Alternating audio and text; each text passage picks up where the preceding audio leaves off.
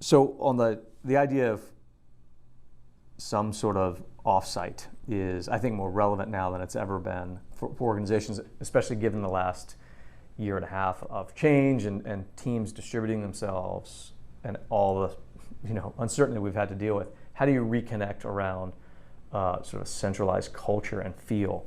And so the way we look at this is, if you think of the sort of the annual operating rhythm of your organization, that's how we like to refer to it, the operating rhythm, and you have just events on a yearly, quarterly, monthly, daily basis, however you look at that, right, over, let's say, a 12-month cycle.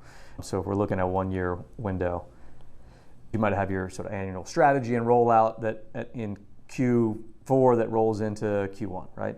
And then on a quarterly cycle, we do our, end of quarter, we do our BOD review and that roll out to the executive, something like that.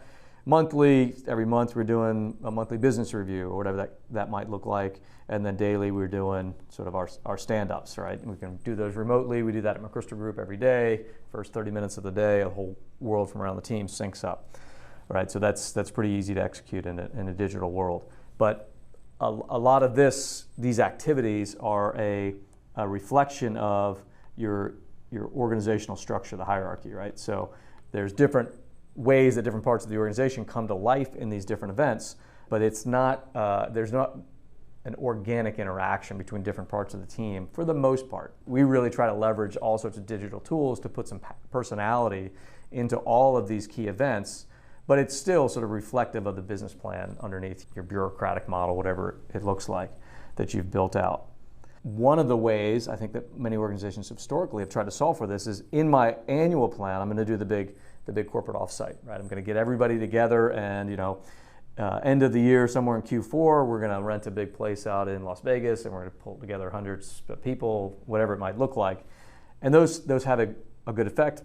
Many of us have been probably to more of those than we can recount. But if you really step back and consider what happens there, if I have my big organizational structure that shows up to my annual corporate retreat, I am going to have probably a big session where we all get together and we hear from the executives and they walk through their parts of the business, which is great.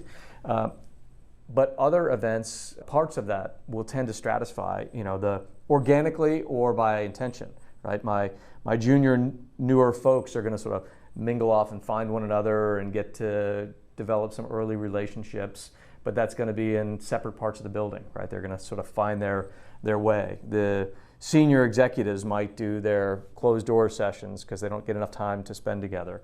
My functional areas might say, well, I want to carve out a few hours to meet with the finance team or meet with my supply chain folks, et cetera.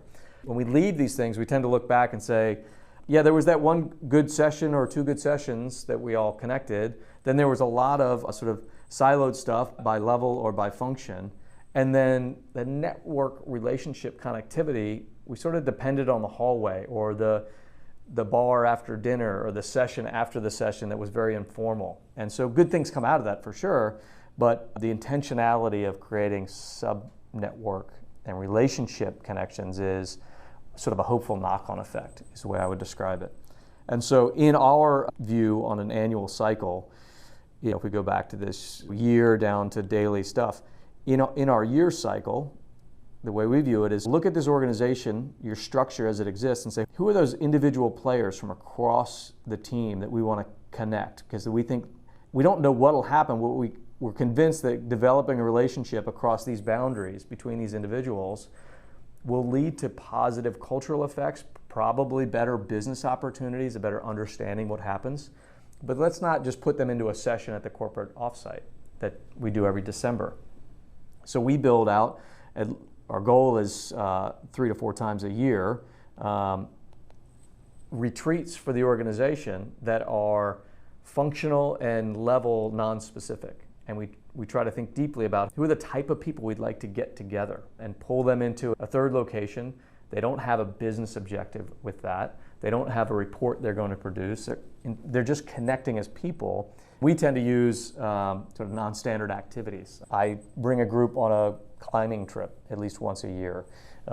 Climbing has very little to do with consulting, but the relationships, the sort of network ties, the the deeper understanding that teammates develop with one another in an atypical environment with no business pressure associated with it can be really powerful. And what we've seen, and there's lots of ways you can approach that. Go on a rafting trip, go for hikes in the woods, go anywhere that people can get their heads out of the space and do something together as a team, where you're a little bit dependent. Is everyone going to be on time? Does everyone understand their sort of responsibility in this next thing we're going to do together? It doesn't have to be super high pressure, but it allows teammates to connect in a different way than they normally would, even at some sort of corporate retreat in a traditional sense.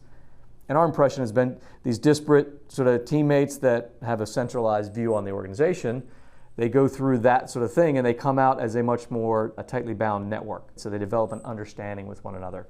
And then several months later, you pull in another team and another team and another team, and you layer this into your annual cycle. And over years, these network ties start to evolve in a way that you really couldn't do in a traditional cycle. It comes at a cost, both in time and financially, but the knock-on effects for your organization, to show them how much you care about and recognize the importance of these sub-networks really being groomed up at the effect they can have on the culture for the organization, far exceeds any cost in financial or time that you'll invest into this sort of approach.